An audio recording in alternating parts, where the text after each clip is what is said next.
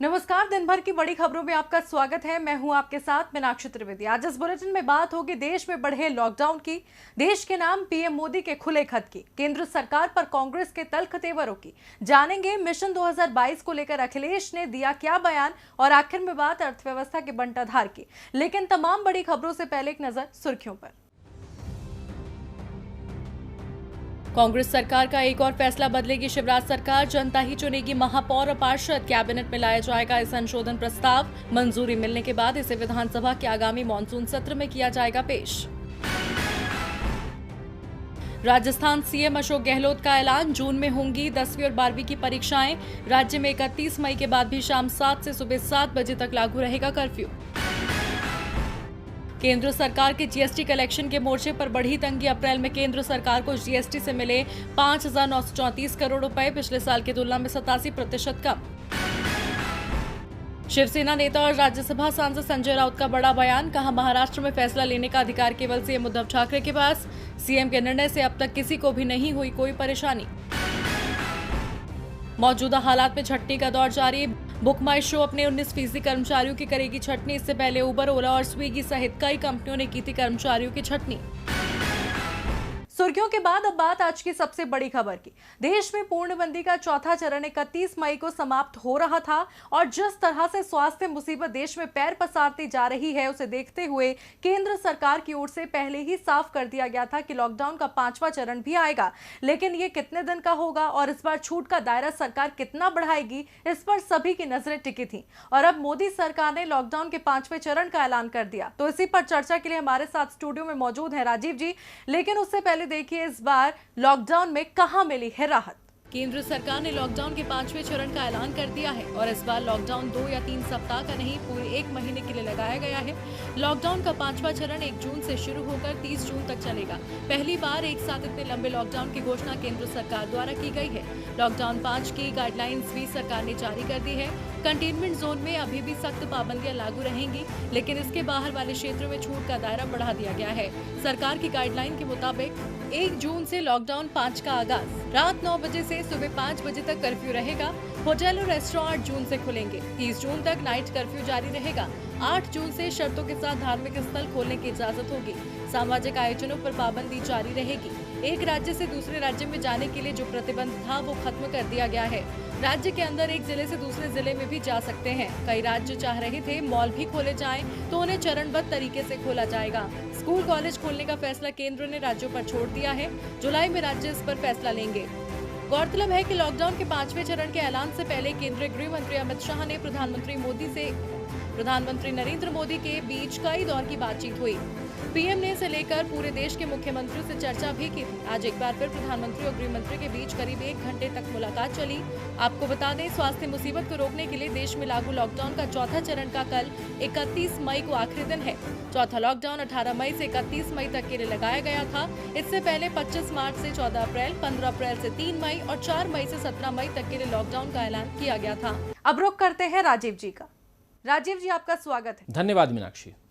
राजीव जी, lockdown का 5वें चरण का ऐलान हो गया है। इस बार पूरे 1 महीने के लिए लॉकडाउन लगाया गया है, जिसमें कई राहतें भी दी गई हैं। लेकिन मेट्रो और स्कूल कॉलेजों को लेकर फिलहाल कोई निर्णय नहीं लिया गया। एक और देश में तेजी से मरीजों की संख्या बढ़ रही है। ऐसे में लॉकडाउन में इतनी ज्यादा ढील क्या एक नई मुसीबत को बुलावा नहीं दे रही है? जी मीनाक्षी, मुसीबत तो लगातार बनी हुई है और कम होने का नाम भी नहीं ले रही है, और नतीजा हमारे सामने है। अब हम लॉकडाउन के 5वें फेज में पहुंच गए हैं। ये 5वां फेज जो है अब तक का सबसे बड़ा लॉकडाउन है, यानी पूरे 1 महीने का है, 30 जून तक चलना है। हालांकि इसमें जीवन को आसान बनाने के लिए मॉल्स, रेस्तरां, सैलून, धार्मिक स्थल, इन सबको चरणबद्ध तरीके से खोलने का प्रावधान है, जिसे अनलॉक नाम दिया गया है। लेकिन कंटेनमेंट जोन, यानी कि जिस एरिया में ज्यादा मरीज हैं, वहां पूरी तरह से लॉकडाउन को लागू रखने का आदेश है। लॉकडाउन 5 में राज्य सरकारों को अधिक शक्ति दी गई है। अब राज्यों को तय करना है कि कैसे बसें और मेट्रो सेवाएं शुरू करनी है।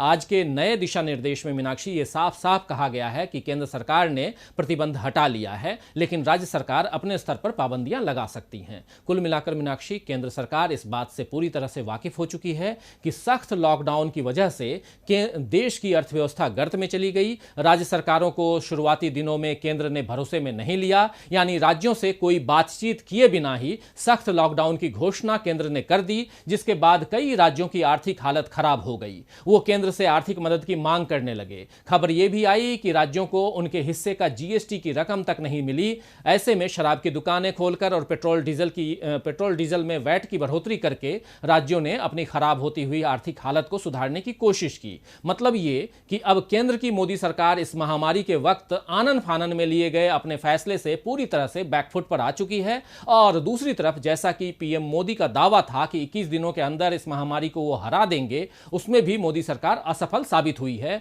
और उसे लगातार लॉकडाउन को बढ़ाना पड़ रहा है, जिस वजह से बेरोजगारी बढ़ती चली गई, गरीब और गरीब होता गया। प्रवासी मजदूरों को तो अब तक परेशानियों का सामना करना पड़ रहा है। इसीलिए बड़ी चालाकी से मोदी सरकार ने अब गेंद को राज्यों के पाले में डाल दिया है और अब राज्य सरकारें तय करेंगी कि उन्हें लॉकडाउन में कितनी ढील देनी है। लेकिन सबसे बड़ा सवाल यह है मीनाक्षी कि जिस महामारी की वजह से देश की जनता को मुसीबतों का सामना करना पड़ रहा है, उसको लेकर जो तैयारियां होनी चाहिए उस पर खुलकर सरकार बात क्यों नहीं कर रही। बहुत बहुत धन्यवाद राजीव जी तमाम जानकारियों के लिए। अब बढ़ते हैं अगली खबर की ओर। प्रधानमंत्री नरेंद्र मोदी के दूसरे कार्यकाल का पहला साल आज पूरा हो गया है। इस मौके पर प्रधानमंत्री मोदी ने देश की जनता के नाम पत्र लिखा है, जिसमें उन्होंने अपने पहले कार्यकाल का जिक्र किया। साथ ही जनता को दूसरे कार्यकाल के पहले साल की उपलब्धियां भी गिनवाई। क्या कुछ खास है पीएम के इस पत्र में, देखिए रिपोर्ट में। मौजूदा स्वास्थ्य हालात के बीच आज बीजेपी सरकार दूसरे कार्यकाल का पहला साल पूरा कर रही है। ऐसे में प्रधानमंत्री नरेंद्र मोदी एक बार फिर जनता से मुखातिब हुए। इस बार प्रधानमंत्री टीवी या रेडियो पर नहीं आए, बल्कि उन्होंने जनता के नाम चिट्ठी लिखी है। प्रधानमंत्री नरेंद्र मोदी ने अपनी चिट्ठी में लिखा है कि आज से 1 साल पहले भारतीय लोकतंत्र के इतिहास में एक स्वर्णिम अध्याय जुड़ गया था, जब जनता ने पूर्ण बहुमत की बीजेपी सरकार को दोबारा जिम्मेदारी सौंपी थी। पीएम मोदी के पत्र की अहम बातों पर नजर डालें तो पीएम मोदी ने कहा, अनुच्छेद 370, राम मंदिर निर्माण, 3 तलाक हो या फिर CAA, ये निर्णय खास रहे। ऐतिहासिक निर्णयों के बीच अनेक फैसलों और बदलावों ने देश की विकास यात्रा को नई गति और नए लक्ष्य दिए हैं। पहली बार अन्नदाता, छोटे कामगार, छोटे दुकानदार, असंगठित क्षेत्र के साथियों के लिए 60 साल की आयु के बाद 3000 रुपए नियमित मासिक पेंशन की सुविधा सुनिश्चित हुई। मौजूदा मुसीबत में दुनिया को शक था कि भारत में ये मुसीबत तेजी से फैलेगी, लेकिन दुनिया का भारत को देखने का नजरिया बदला है। ताली थाली बजाने और दिया जलाने से लेकर मौजूदा मुसीबत का सामना कर रहे योद्धाओं के सम्मान और पूर्णबंदी के दौरान जनता ने दिखाया कि एक भारत ही श्रेष्ठ भारत की गारंटी है। इस मुसीबत में श्रमिक, प्रवासी कामगार, उद्योगों में काम करने वाले कारीगर, पटरी पर सामान बेचने वाले लोग आदि ने कष्ट सहा है। उनकी परेशानी दूर करने की कोशिश की जा रही है। जैसे मौजूदा मुसीबत में भारत ने अपनी एकजुटता से दुनिया को अचंभित किया, वैसे ही आर्थिक क्षेत्र में भी कई मिसाल कायम करेंगे। समय की मांग है कि हमें अपने पैरों पर खड़ा होना होगा, अपने बलबूते पर चलना होगा। इसका एक ही मार्ग है, आत्मनिर्भर भारत। प्रधानमंत्री नरेंद्र मोदी ने इस पत्र के जरिए जनता को न सिर्फ अपनी उपलब्धियां गिनवाई हैं, बल्कि भविष्य के भारत के सुनहरे सपने भी दिखाए हैं। अब देखना दिलचस्प होगा कि प्रधानमंत्री मोदी जनता के इन सपनों को पूरा करने के लिए क्या कदम उठाते हैं। मोदी सरकार भले ही दूसरे कार्यकाल के 1 साल पर अपनी उपलब्धियों का बखान कर रही हो, लेकिन वहीं अगर कांग्रेस की माने तो मोदी सरकार इस 1 साल में हर मोर्चे पर फेल साबित हुई है। इतना ही नहीं, कांग्रेस ने मोदी सरकार के 1 साल के कार्यकाल को देश के लिए निराशा, कुप्रबंधन और असीम पीड़ा देने वाला साल बताया है। देखिए रिपोर्ट। प्रधानमंत्री नरेंद्र मोदी ने जब आज देश के साथ पत्र संवाद साधा तो उस पत्र में प्रधानमंत्री नरेंद्र मोदी की उपलब्धियों का बखान था। अब बीजेपी सरकार के इस 1 साल के कार्यकाल पर कांग्रेस ने केंद्र को आड़े हाथों लिया है। मोदी सरकार के कार्यकाल पर बेबस लोग का नारा दिया है। इतना ही नहीं, पार्टी ने सरकार की नाकामियों की 16 सूत्रीय सूची भी जारी की। वीडियो कॉन्फ्रेंसिंग के दौरान कांग्रेस नेता केसी वेणुगोपाल और रणदीप सिंह सुरजेवाला ने जनता को संबोधित किया। इस दौरान कांग्रेस नेताओं ने कहा, पीएम मोदी हर साल 2 करोड़ नौकरियों के वादे के साथ सत्ता में आए थे। 2017-18 में बेरोजगारी दर 45 साल के उच्चतम स्तर पर पहुंच गई। CMIE मौजूदा मुसीबत के बाद बेरोजगारी दर 27.1% पहुंचने का अनुमान जता रहा है। पीएम मोदी डॉलर के मुकाबले रुपया 40 रुपए करने के वादे के साथ सत्ता में आए, लेकिन 6 साल में भारतीय रुपया सबसे खराब प्रदर्शन वाली मुद्रा बन गई। मोदी सरकार के कार्यकाल में GDP का मतलब है ग्रॉसली डिक्लाइनिंग परफॉर्मेंस, यानी लगातार गिरता प्रदर्शन। 6 सालों में देश में भटकाव की राजनीति और झूठे शोरगुल की पराकाष्ठा मोदी सरकार के कामकाज की पहचान बनी।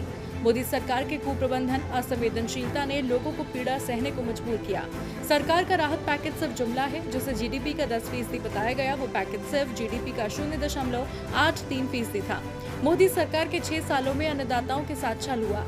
भारत के इतिहास में पहली बार कृषि पर टैक्स लगाया, खाद पर 5, कीटनाशकों पर 18, ट्रैक्टर समेत कृषि उपकरणों पर 12, ट्रैक्टर टायर, ट्रांसमिशन और अन्य पार्ट्स पर 18% जीएसटी लगाया। 6 सालों में डीजल पर एक्साइज शुल्क ₹3.56 से बढ़कर ₹31.83 प्रति लीटर हो गया, यानी 800% की बढ़ोतरी। अब सरकार जहां अपनी उपलब्धियां गिनवा रही है, वहीं कांग्रेस ने सरकार की खामियां गिनवा दी है। देखना दिलचस्प होगा, स्वास्थ्य मुसीबत के बीच अपना बखान कर रही बीजेपी इस पर क्या जवाब देती है। अब जहां कांग्रेस केंद्र सरकार पर उसकी नीतियों और फैसलों को लेकर सवाल खड़े कर रही है, तो वहीं सरकारी आंकड़े भी केंद्र की खामियों को उजागर कर रहे हैं। दरअसल देश की मौजूदा मुसीबत मोदी सरकार के लिए आर्थिक मोर्चे पर कई परेशानियां खड़ी करती दिख रही है। 2019-20 के आर्थिक आंकड़े सरकार की टेंशन में इजाफा कर रहे हैं। वित्त वर्ष 19-20 की जीडीपी ग्रोथ रेट 11 साल के निचले स्तर पर है, तो वहीं सरकारी खजाने का घाटा 7 साल में सबसे ज्यादा रहा है। देखिए रिपोर्ट। मौजूदा मुसीबत के बीच सरकार की परेशानियों में दिन ब दिन इजाफा होता जा रहा है। सरकार जान और जहान दोनों बचाने की बात कर रही है। जान बचाने के लिए पूर्णबंदी की गई और जहान बचाने के लिए 20 लाख करोड़ के पैकेज की घोषणा की गई, लेकिन दिन ब दिन बढ़ते मामले और सरकारी खजाने पर बढ़ता दबाव सरकार से बेहतर रणनीति की मांग कर रहे हैं। आंकड़ों के लिहाज से देखें, 2019-20 में राजकोषीय घाटा बढ़कर 4.6% रहा। ये 7 साल का उच्च स्तर है। 2012-13 में राजकोषीय घाटा 4.9% था। सरकार ने 3.8% घाटे का अनुमान लगाया था। 2018-19 में राजकोषीय घाटा जीडीपी का 3.4% था। आंकड़े बता रहे हैं कि राजकोषीय घाटा सरकार की उम्मीदों से कहीं ज्यादा है। दरअसल राजकोषीय घाटे को पूरा करने के लिए सरकार कर्ज लेने को मजबूर होती है और फिर ब्याज समेत चुकाती है। इसका सीधा असर जनता की जेब पर भी पड़ता है। घाटे को पूरा करने के लिए सरकार कई तरह के उपाय करती है, जैसे पेट्रोल डीजल पर अतिरिक्त टैक्स लगाने का फैसला भी राजकोषीय घाटे को ही कम करने के लिए लिया जाता है। दरअसल कर संग्रह कम होने की वजह से सरकार को राजकोषीय घाटा हो रहा है। अब देखना होगा कि राजकोषीय घाटा कम करने के लिए सरकार क्या कदम उठाती है और इसका जनता की जेब पर कितना असर पड़ता है। अब आर्थिक मोर्चे पर तो सरकार के लिए कई चुनौतियां हैं, जिससे सरकार कैसे पार पाती है ये देखना होगा। वहीं देखने लायक अब उत्तर प्रदेश का सियासी माहौल भी है, जहां विधानसभा चुनाव में अभी लगभग 2 साल का वक्त है, लेकिन राजनीतिक सक्रियता भी इससे तेज होती दिख रही है। और इसे लेकर आज समाजवादी पार्टी के अध्यक्ष अखिलेश यादव ने बड़ा बयान देते हुए कहा, गठबंधन में उन्हें बहुत कुछ सीखने को मिला। खासकर मायावती ने उन्हें राजनीति में बहुत कुछ सिखा दिया। और क्या कुछ कहा अखिलेश ने, इस रिपोर्ट में देखिए। उत्तर प्रदेश में विधानसभा चुनाव 2022 में होने हैं, लेकिन सूबे में अभी से चुनाव की सुगबुगाहट सुनाई देने लगी है। योगी सरकार केंद्र के कामों के जरिए जनता को साध रही है। कांग्रेस योगी सरकार पर बरसने के साथ ही सूबे में संगठन को मजबूत कर रही है, जिसकी जिम्मेदारी कांग्रेस महासचिव प्रियंका गांधी ने संभाली है। तो वहीं बीएसपी भी खुद को मजबूत करने में जुटी है। लेकिन विधानसभा चुनाव को लेकर सबकी नजर एक बार फिर समाजवादी पार्टी पर है। क्या इस बार भी सपा किसी के साथ गठबंधन करके चुनावी मैदान में उतरेगी? क्योंकि पिछले विधानसभा चुनाव में सपा ने कांग्रेस का हाथ थामा, तो लोकसभा चुनाव में बीएसपी के साथ साइकिल को रफ्तार देने की रणनीति बनाई, लेकिन दोनों गठबंधन फेल साबित हुए। ऐसे में आज एक निजी चैनल के कार्यक्रम में अखिलेश ने गठबंधन को लेकर बड़ा बयान दिया। समाजवादी पार्टी के अध्यक्ष और यूपी के पूर्व मुख्यमंत्री अखिलेश यादव ने साफ तौर पर कहा है, आने वाले विधानसभा चुनाव में वो किसी बड़ी पार्टी के साथ गठबंधन नहीं करेंगे। उन्होंने कहा उनकी पार्टी प्रदेश में अकेले ही चुनाव लड़ेगी। चाचा शिवपाल यादव के साथ आने के सवाल पर अखिलेश ने दो टूक कहा, उनकी पार्टी से जसवंत नगर सीट पर कोई उम्मीदवार नहीं उतारा जाएगा। जाहिर है कि अखिलेश चाचा शिवपाल को लेकर सख्ती के मूड में नहीं है। इसके साथ ही अखिलेश ने बहुजन समाज पार्टी या फिर कांग्रेस के साथ गठबंधन की संभावनाओं से इशारों में साफ तौर पर मना कर दिया। उन्होंने बीते चुनावों में गठबंधन की हालत का हवाला देते हुए कहा, राजनीति में कई बार सीखने को बहुत कुछ मिलता है। एक तरफ अखिलेश यादव विधानसभा चुनाव को लेकर गठबंधन की जगह अकेले मैदान में उतरने की बात कह रहे थे, तो वहीं इस दौरान वो प्रदेश और केंद्र की बीजेपी सरकार पर भी बरसना नहीं भूले। अखिलेश ने मौजूदा स्वास्थ्य मुसीबत के दौरान प्रदेश और केंद्र सरकार की नीतियों को लेकर जमकर आड़े हाथों लिया। अखिलेश ने कहा कि यूपी में बसों को लेकर केवल राजनीति की गई। यूपी को किसी की मदद की जरूरत नहीं थी। सरकार ने पहले ही कहा था कि उसके पास 70,000 बसें हैं। अगर सरकार चाहती तो लोगों को भरोसा दिलाकर इस समस्या का हल आसानी से निकाल सकती थी। वहीं बीजेपी के 1 साल के जश्न में भी सपा प्रमुख ने कहा, देश मुसीबत में है तो बीजेपी में जश्न का क्या मतलब। और बुलेटिन के आखिर में बात अर्थव्यवस्था के बंटाधार की। भारत की अर्थव्यवस्था तो पहले से सुस्ती की शिकार थी। विपक्ष सरकार को आगाह कर रहा था, जरूरी कदम उठाने की मांग कर रहा था, लेकिन शायद सरकार ने आर्थिक मोर्चे पर ध्यान देना जरूरी नहीं समझा। नतीजा ये हुआ कि आज अर्थव्यवस्था 11 साल के सबसे निचले स्तर पर आ गई, जिसकी तस्दीक खुद सरकारी आंकड़े कर रहे हैं। भारतीय अर्थव्यवस्था मौजूदा मुसीबत के दौर में तो गर्त में जा ही रही है, लेकिन स्वास्थ्य हालात से पहले की बात करें तो भी स्थिति कुछ ज्यादा अच्छी नहीं थी। अर्थव्यवस्था मंदी झेल रही थी, तमाम सेक्टर इस मंदी की चपेट में थे और सरकार से मदद की गुहार लगा रहे थे। लेकिन तब केंद्र की नरेंद्र मोदी सरकार ने मंदी होने की बात से ही इनकार कर दिया। उनके मंत्री मंदी पर अनर्गल बयान देते नजर आए, लेकिन अब सरकार ने जो आंकड़े जारी किए हैं वो वाकई हैरान करने वाले हैं। जी हां, भारत की वित्त वर्ष 2019-20 के दौरान ग्रॉस डोमेस्टिक प्रोडक्ट यानी जीडीपी 4.2% रही है। वहीं चौथी तिमाही में ये केवल 3.1% ही रही है। वित्त वर्ष 2019-20 में जीडीपी की वृद्धि दर घटकर 1 साल के निचले स्तर 4.2% पर पहुंच गई है। वहीं जीडीपी के ये आंकड़े सरकार की तरफ से जारी किए गए हैं। आपको बता दें कि जनवरी में सरकार ने कहा था कि वित्त वर्ष 2019-20 के लिए एडवांस जीडीपी का ग्रोथ रेट 5% रहने का अनुमान है, लेकिन ताज़ा आंकड़े बताते हैं कि सरकार के अनुमान में 0.8% कम है। आपको बता दें कि साल 2009 के आंकड़ों से पता चला कि वित्त वर्ष 2008-9 में देश की जीडीपी यानी विकास दर 3.09% रही। जीडीपी के इन आंकड़ों पर वैश्विक मंदी का साया था। दरअसल साल 2008 में दुनिया भर में मंदी छाई हुई थी। इस मंदी ने भारतीय इकोनॉमी को भी प्रभावित किया। इसका असर जीडीपी आंकड़ों पर देखने को मिला। आज करीब 11 साल बाद देश की जीडीपी एक बार फिर उसी स्तर के करीब जा पहुंची है। वहीं अप्रैल 2020 में 8 बुनियादी क्षेत्रों यानी कोर सेक्टर के उत्पादन में रिकॉर्ड गिरावट आई है। कोर सेक्टर ग्रोथ अप्रैल में 38.1% घटी है। वहीं ये साल तो आर्थिक दृष्टि से भी और भी खराब रहने वाला है। दरअसल मौजूदा स्वास्थ्य मुसीबत के प्रकोप को देखते हुए वित्त वर्ष 2020-21 का साल और बुरा होने की आशंका है। हाल ही में भारतीय रिजर्व बैंक ने तो यहाँ तक कह दिया कि वित्त वर्ष 2020-21 के दौरान देश के जीडीपी में ग्रोथ नेगेटिव रहेगी, यानी इसमें गिरावट आएगी। ऐसे में साफ है कि देश की आर्थिक स्थिति जल्द सुधरने वाली नहीं है। फिलहाल दिन भर की बड़ी खबरों में इतना ही। आप देखते रहिए डीबी लाइव। नमस्कार।